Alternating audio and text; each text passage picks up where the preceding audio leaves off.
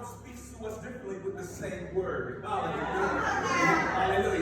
So come on now. So Romans 8:20, you probably can recite it verbatim. And we know that in all things God works for the good of those who love him, who have been called according to his, say it again, his, hallelujah. You may have your seats. Hallelujah. Father, we thank you for your word. As I said before, may I decrease that you may increase. That we may give you the proper attention, that we may learn from the teacher.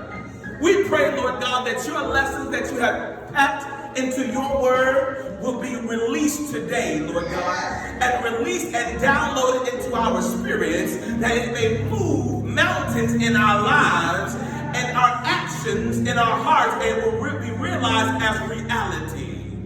That we may move from theory to reality. Let us honor you in your proper place, that you be God of our lives. In Jesus' name we pray. Amen. Hallelujah. Good morning, Triumph. Good morning. I don't know about you, but I was already praised up. And when I heard that today, wow.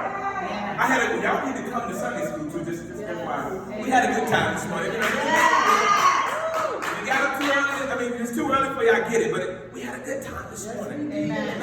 And so it's really about investing yourself, trusting yourself into the Lord.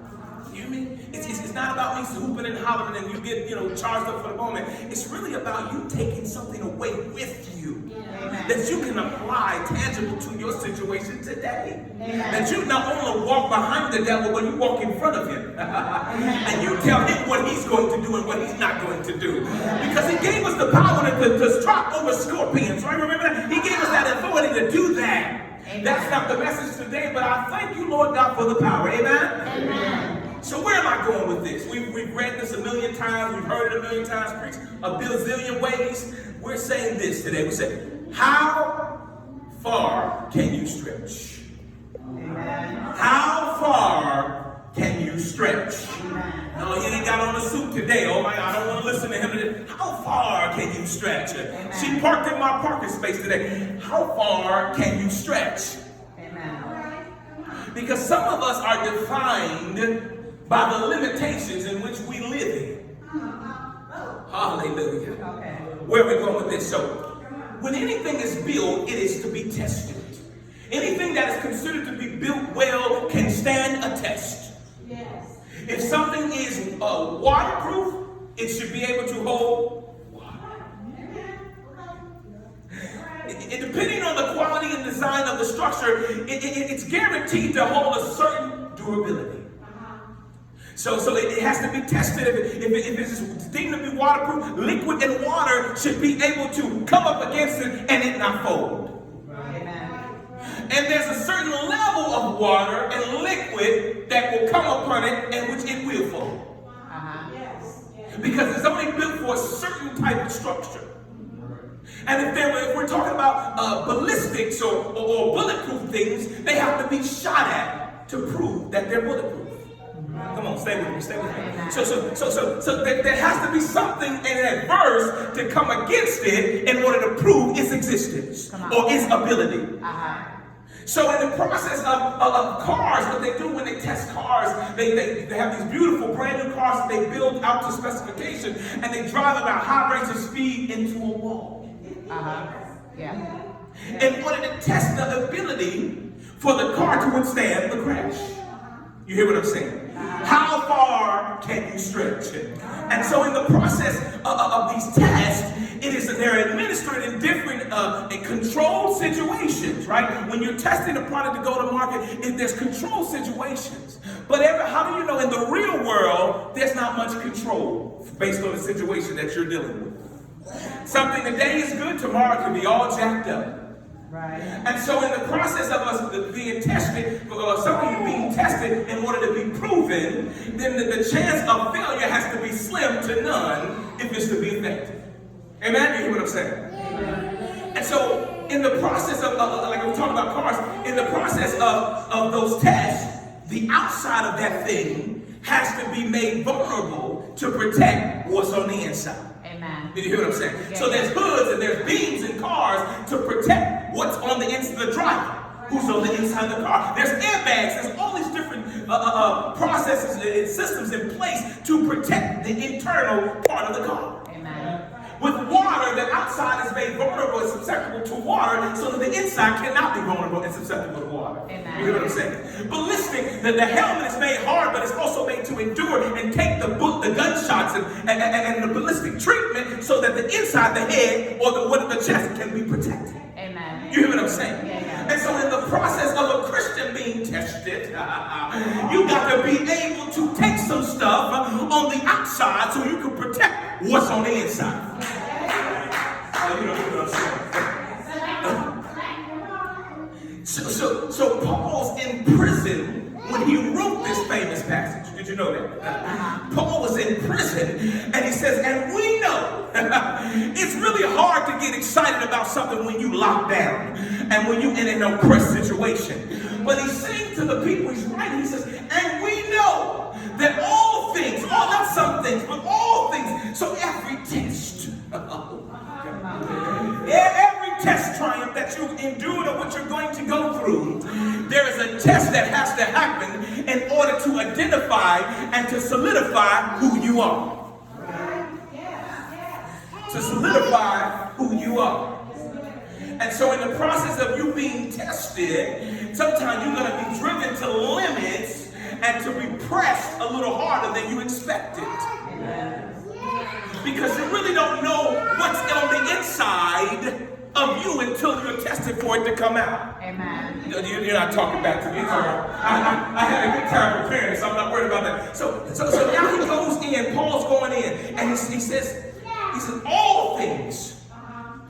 And we know that all things work for the good of those who love him, who have been called according to his purpose. Amen. Whoa. So now what I want to do? Come on. Not the goals and dreams that I thought my life was going to, the turns, twists and turns that I wanted to take. Not the decisions that I wanted to make. Not the career that I wanted to have. Yes. Is it working for me if I don't make the goals or make it to a certain standard that I set for myself? Amen. Paul says it is. He says, because it's not your plans, it's the plans of the Lord. So you're telling me that I have a purpose before I actually had a dream. Amen. Come on. I had a purpose before I was exposed to a career choice. I had a purpose before I was exposed to the talents of my hands or my body. I had a purpose. And so you're telling me the fact that the existence of those talents and those purposes do not negate, those talents and those abilities don't negate the purpose of God in my life. Amen. So you're telling me that because I have a talent to sing and chose to sing rap music, or I chose to sing street music, does not negate that God has a purpose on my life. Amen. Oh, you missed that. Sometimes we put people in a box because of what they do and not because of who they are. Amen. Stretch. How far can you stretch? Amen. When I stretch beyond my perception, I can see that you need God. Amen. And when I say, if I am the church to administer God to you in that moment, then I'll see beyond your faults. Amen. I'll see beyond what you're doing because I am the church. Amen. Oh, you didn't hear me. I am the church. Amen. How stretch? Stretch beyond your opinions. Stretch beyond your traditions. Amen. But it's difficult to stretch beyond our opinions when we've been institutionalized to think a certain way. Mm-hmm. Paul is in prison thinking about the outside world. Amen. Yes. I just want you to check that perspective. He's in prison, confined, locked up, can't go nowhere. They won't let me out in the daytime.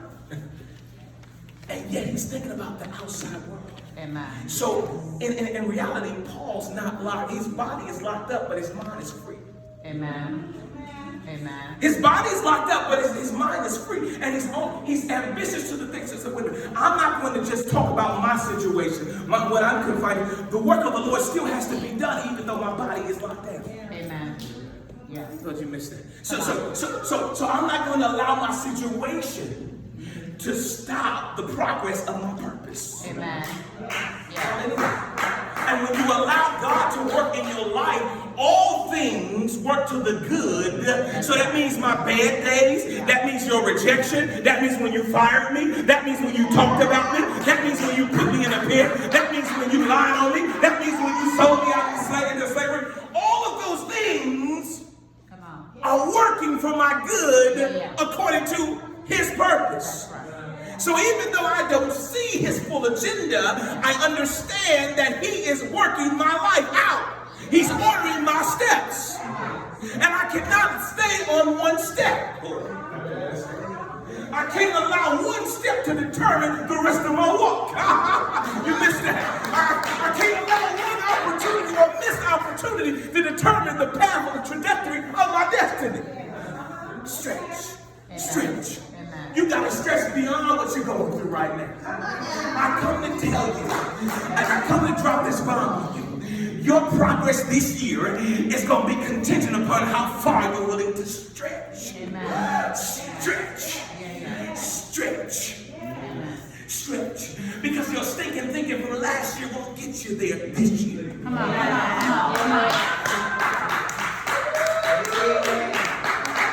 How far are you willing to stretch?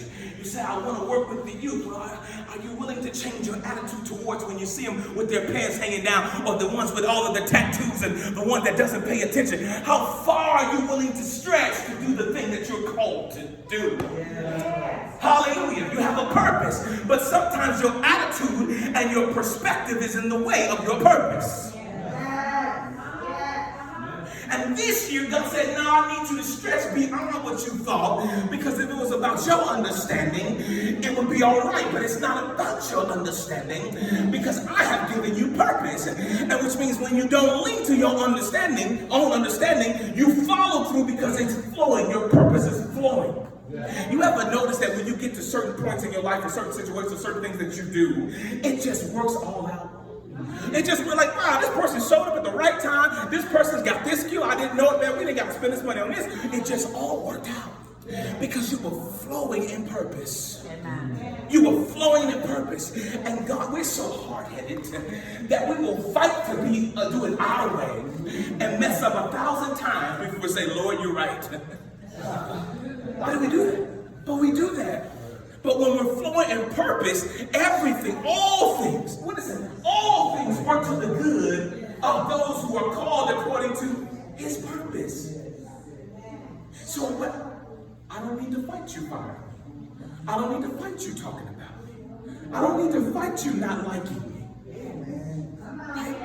Because I have a purpose, and just maybe, if I don't allow my perspective to get in the way of my purpose, I can connect with you that don't like me, but because God loves me, you're blessed, and I'm blessed in the process. Come on, think about that. Yeah. So Paul's in prison, and he's writing to save other folk. He's writing to care about, to the care of other people's worshiping God. Yeah. He could have been withdrawn. He could have said, no, I got to do my time, and I don't know what they're going to do with me. He could have stayed to himself, but because he had purpose. Now, wait a minute. Now check this out. Paul he doesn't start off as a Christian, does he? Paul had purpose, but his purpose was his own.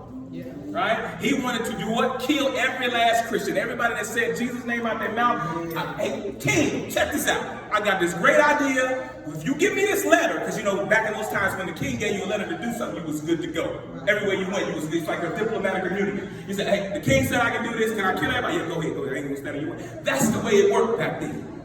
So not only did he want to do something, he went and got a license to do it. I want you to hear me. I want you to hear me. He went and got a license. He was set on exacting the thing that of his heart, his own purpose. But in the process, he's doing his thing. He didn't stop. He didn't go to the church event. He didn't go get on the prayer line. He didn't get on the prayer call. But he was on his way doing his thing. Yeah. And Jesus knocked him off the horse. Yeah. Blinded him. Turned his mind completely around. He says, Paul, why do you persecute my people? Why do you persecute me? Why do you come against me? Yeah. And look at the dichotomy monotony of the situation, God not only knocks him off and changes his understanding, he picks him up and uses him to further his purpose. Yes, amen. It's like using Hitler to save the Jews. Right? Right? It's like using a child molested to start a daycare. Right?